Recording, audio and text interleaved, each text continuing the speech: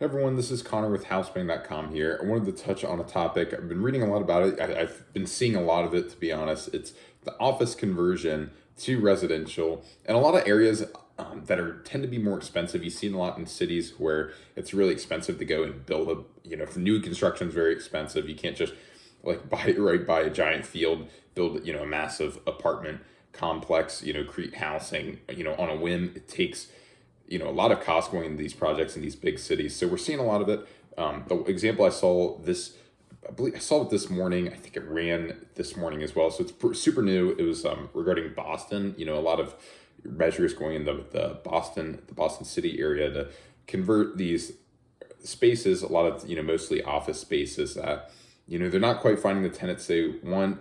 It's hard to get businesses to lease a whole floor of these big office buildings. So they're like, okay, there's definitely a need for housing in Boston. I was looking into that rankings, and I already knew it's kind of one of the most expensive cities to live in the U.S. I've heard it's a great, a very interesting city to live.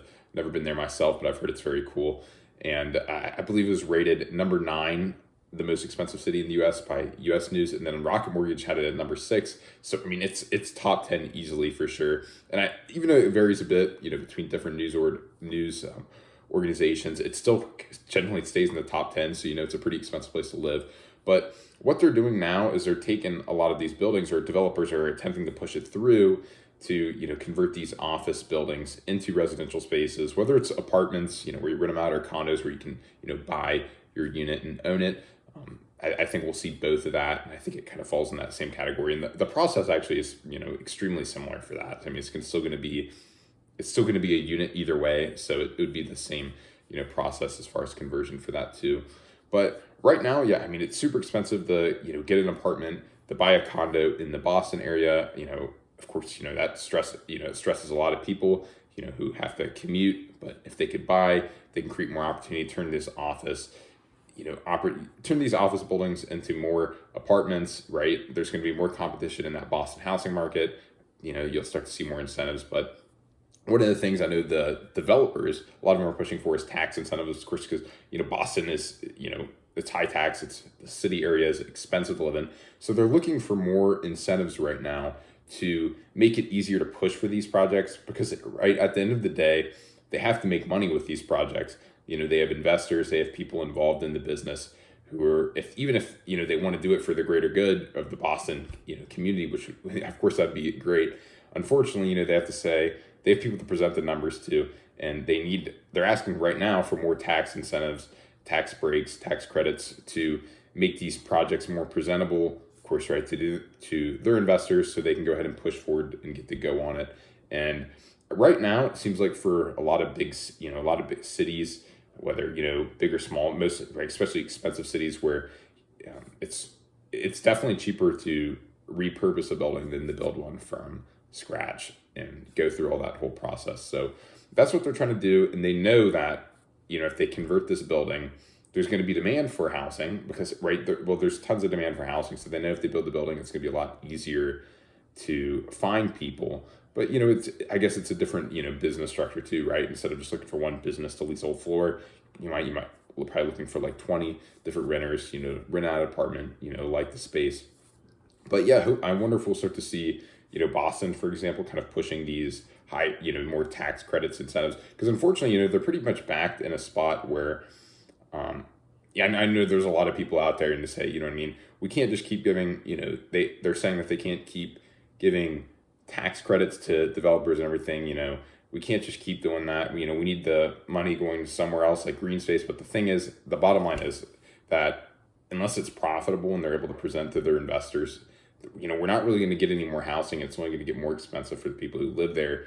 And of course, I'm all for green space, but I also think if no one can really live and afford to live in the city in the first place, that it can be super challenging. So I think that's what they're going to have to do.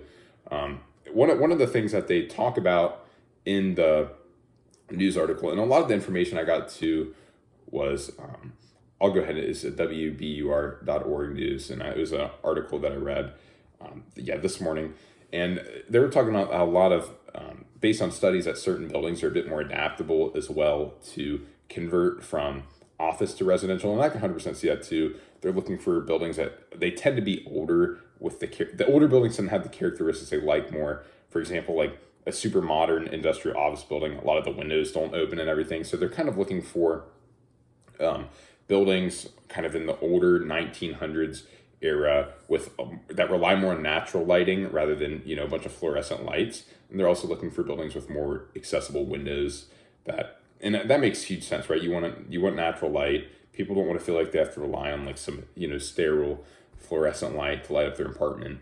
And I think one of the advantages with a lot of these office conversions to residential, at least what I've seen, of course it's not guaranteed for all, and I think it's one of the reasons that makes like Soho in New York so popular as well, is that like a lot of times the ceilings are super high.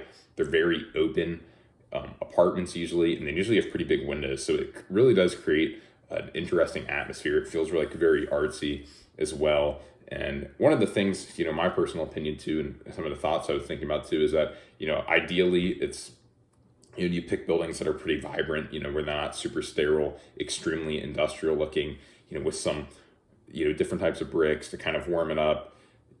I just think warmer tones throughout the building can kind of make it more vibrant and feel more warm as a home.